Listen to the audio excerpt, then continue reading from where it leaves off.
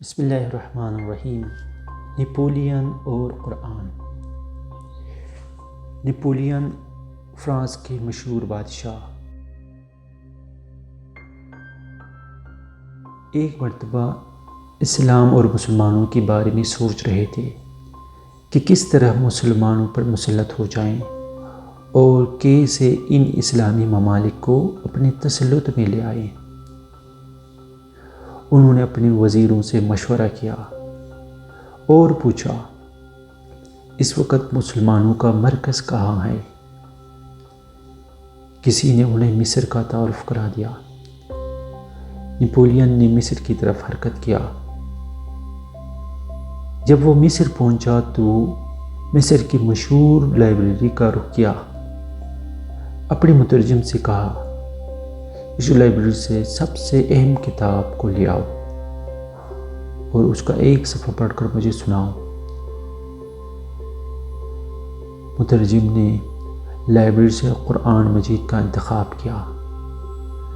جب قرآن مجید کو کھولا تو انہوں نے اس آیت کا مشاہدہ کیا، بسم اللہ الرحمن الرحیم، ان ھذا القرآن یہدی للتی ہی اقوم وَيُبَشِّرُ الْمُؤْمِنِينَ الَّذِينَ يَعْمَلُونَ الصَّالِحَاتِ أَنَّ لَهُمْ أَجْرًا كَبِيرًا۔ بے شک یہ قرآن اس راستے کی ہدایت کرتا ہے جو محکم اور استوار ہے، اور ان مومنوں کے لیے جو صالح اعمال انجام دیتے ہیں بشارت دیتا ہے کہ ان کے لیے خدا کے ہاں بہت عظیم اجر موجود ہے۔ جب مترجم نے اس آیت کو نپولین کے سامنے پڑھا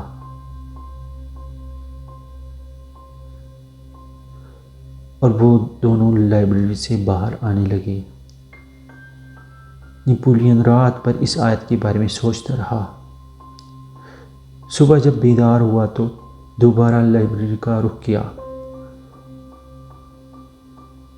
اس نے اپنے مترجم سے کہا کہ کل والی کتاب کو دوبارہ مجھے پڑھ کر سناؤ۔ مترجم نے دوبارہ قرآن مجید کو کھولا اور قرآن مجید کی دوسری آیت پڑھ کر سنایا۔ نپولین اگلی شب پھر رات بھر اسی آیت کے متعلق سوچتے رہے۔ اسی طرح تیسرے روز بھی وہ کتاب خانے میں آئے اور اپنے مترجم سے کہا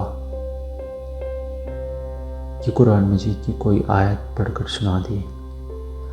جب انہوں نے تیسری مرتبہ قرآن مجید کی آیت کی تلاوت کی اور انہیں ترجمہ کر کے سنا دیا تو نپولین نے پوچھا، مسلمانوں کے درمیان اس کتاب کی حیثیت کیا ہے اور مسلمان اس کتاب کو کس قدر اہمیت دیتے ہیں؟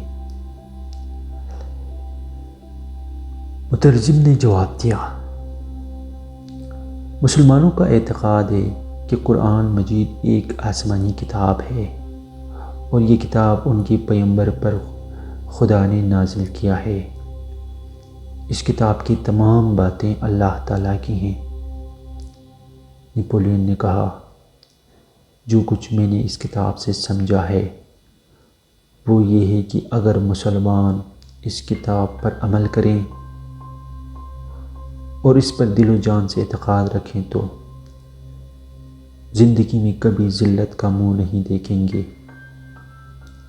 جب تک یہ قرآن مسلمانوں کے درمیان میں زندہ ہے ہم ان پر حکومت نہیں کر سکتے اور کبھی بھی مسلمان ہمارے ہاں تسلیم نہیں ہوں گے جب تک ہم مسلمانوں اور قرآن کے درمیان فاصلہ پیدا نہ کریں۔ جب تک مسلمانوں کو ہم قرآن سے دور نہ کریں ہم مسلمانوں پر مسلط نہیں ہو سکتے۔ دوستو، اگلی حکایت تک کے لیے ہمیں اجازت۔ اللہ حافظ۔